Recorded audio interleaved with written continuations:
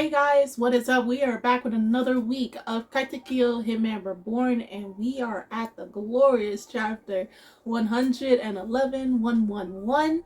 Okay? And this chapter, as it's called, is the outcome of the rain battle. So as we know from chapter 110, we had it by the end of the chapter where Yamamoto, before it ended, he announced his new style, okay? Shigure Soin-ryu 9th defensive form, okay? Because the 8th form, as they explained, the Shigure Soin style is transcendent style, so of course it does have many forms. 4 of them is defensive, 4 of them is offensive. But when it came to the 8th form, right, Squallow defeated the previous Shigure user who had the autumn rain, right, whereas Yamamoto did not learn that version of the Shigure Shoin, right? So when he heard that, he was wondering, okay, knowing that it can deviate depending on the person who learns the swordsman art style and everything.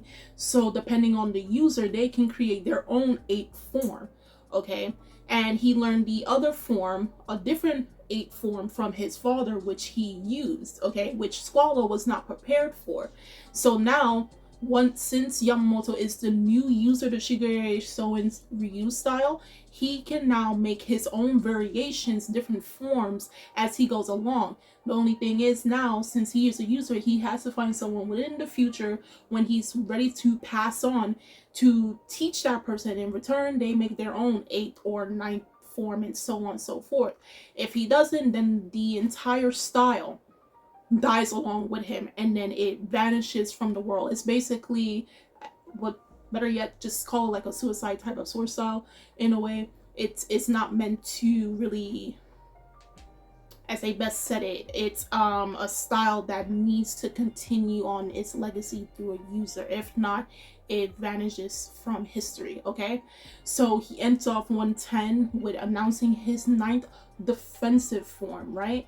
So as the battle continues in 111, right, they both go on the attack. This time we have where Squallow, he's using the technique that he used to defeat the Emperor of the Sword, charging at him like a huge wave, splitting the water. Like I best said, he split the water just like Moses did with the Red Sea, and then he's charging in with water coming in, look like almost like a water bullet, okay, surrounding his body.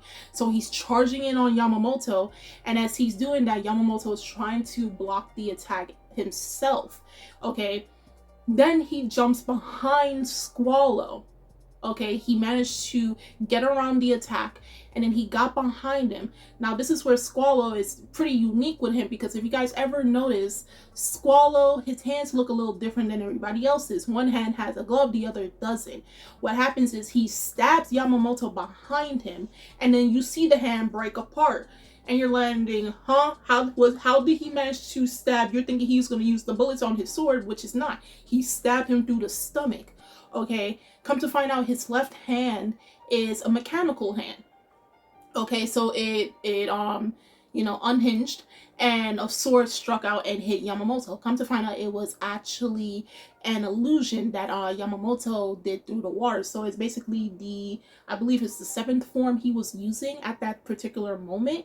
And then he got behind Squallow again. Now the real him, not the illusion, got behind Squallow. Okay, remember, the 9th defensive form that he uses is with the stance of looking like he's about to strike a baseball, right?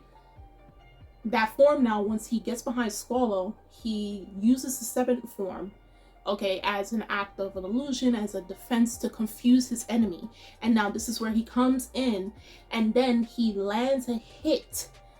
And the 9th defensive form is called Mirroring Rain. So he has to utilize the 7th defense form and then use the 9th defense form as actually no, it's not the 9th defensive form, it's the 9th offensive form. He uses that to strike the enemy, and then he literally used the back of his sword to hit Squallow on the head. Okay, and then he used his sword to snatch up the ring off his neck, and he was declared the victor of the battle. It literally ended like that, with one strike, clean strike to the head. He was declared victor after everything that's been going down.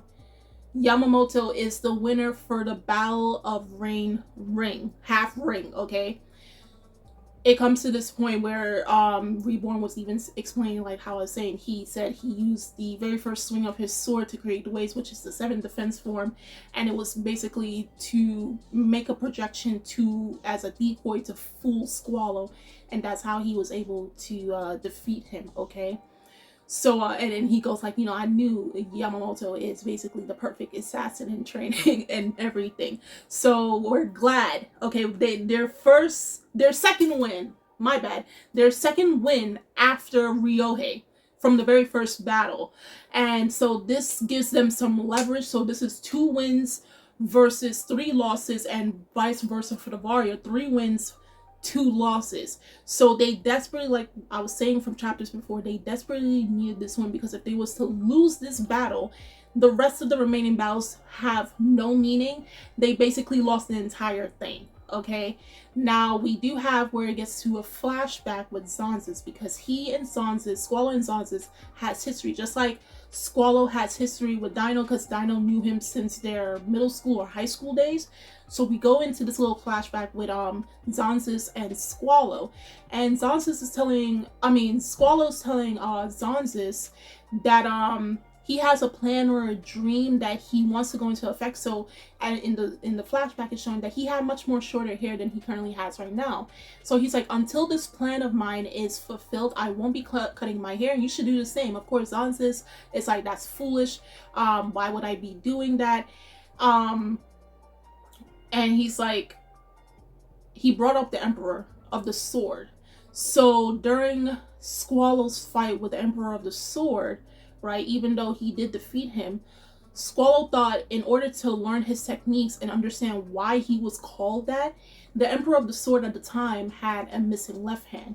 So what Squallow did, he took his own left hand, okay, to kind of, in a way, mirror the Emperor of the Sword, because he wanted to understand at the time, how did he become so strong, and how can I get that strong like him too?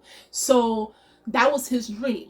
And they're talking about dreams, plans, or whatever it is, and I'm guessing by the context of this chapter, basically the dream, particularly for Zanzis, is to become the boss of the Vongola, because that's the whole ordeal of all of this.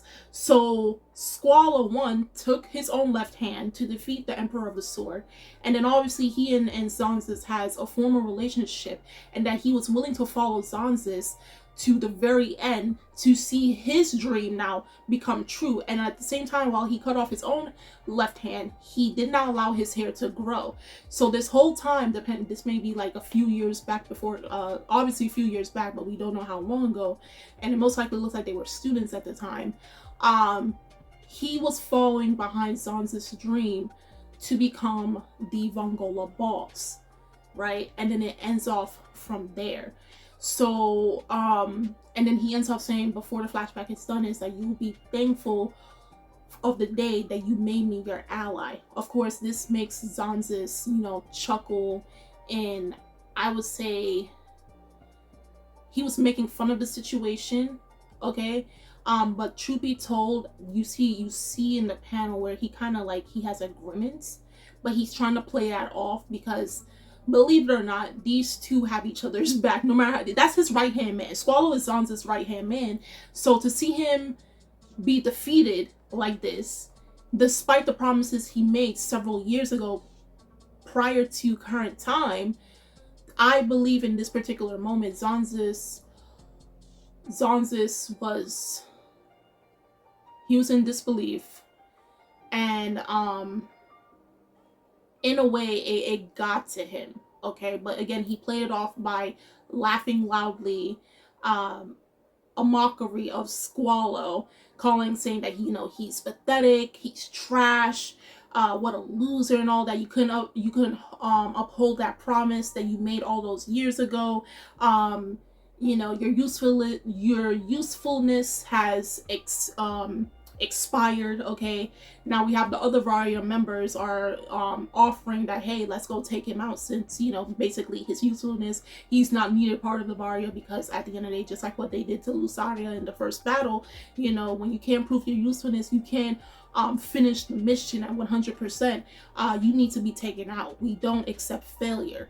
All right, but even though he says that, we know, and we could tell from the panel, from the chapter, that Zanzis, it irked him, and probably I wouldn't say he felt sad, but to know someone he's so close with wasn't able to see the dream that they both agreed to, even if Zanzis in a way was like, I'm not agreeing with you to grow my hair out. In a way, he along with Squall was still upholding that promise that they made years ago, and knowing that out the both of them, Squall was not able to be there when the day comes for Zanzis, if he does become, you know, Von Gola boss, right? So this is where the Cervellor is saying that the Varia can't come into the arena because it's very dangerous, and they unleashed the ferocious beast. And as anybody was probably guessing, the ferocious beast that's about to go and actually eat both Yamamoto and Squallow is a shark.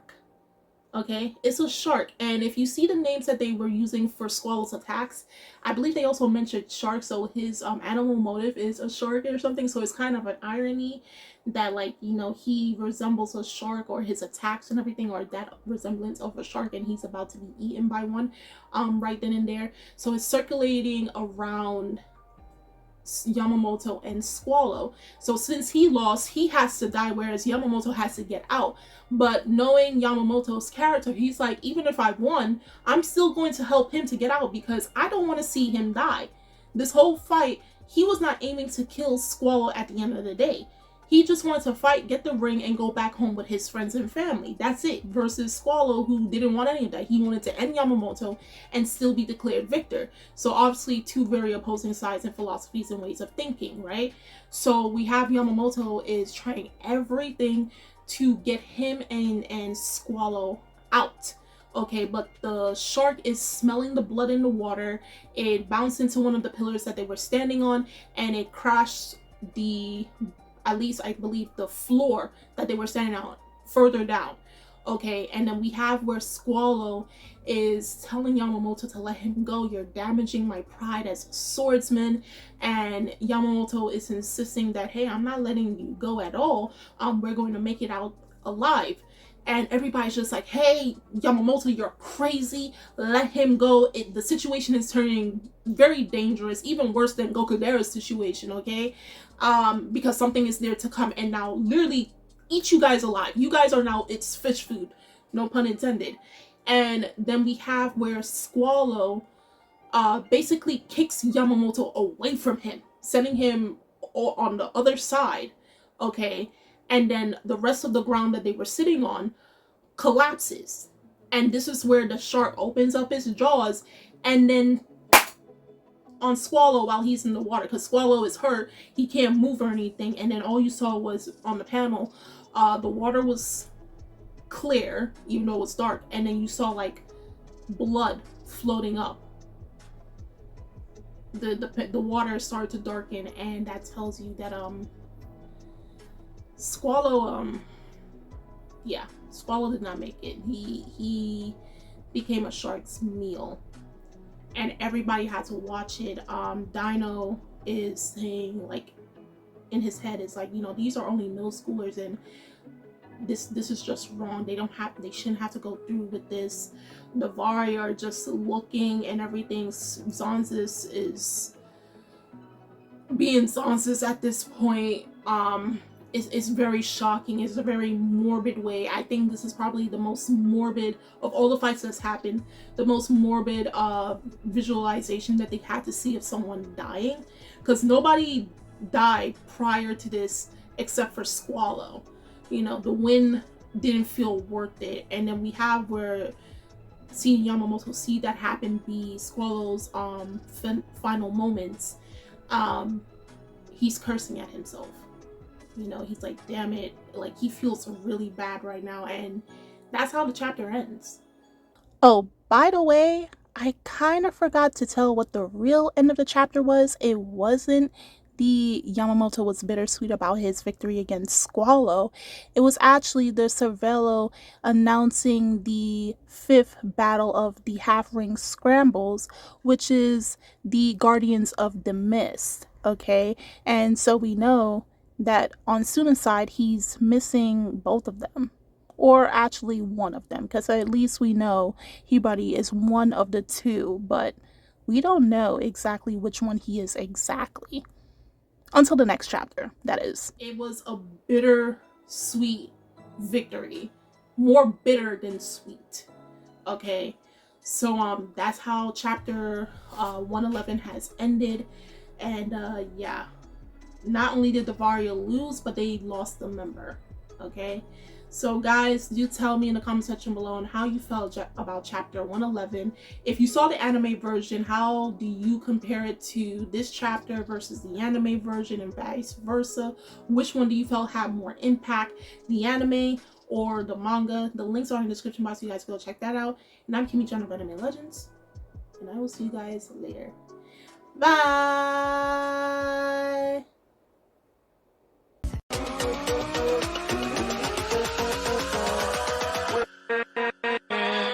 With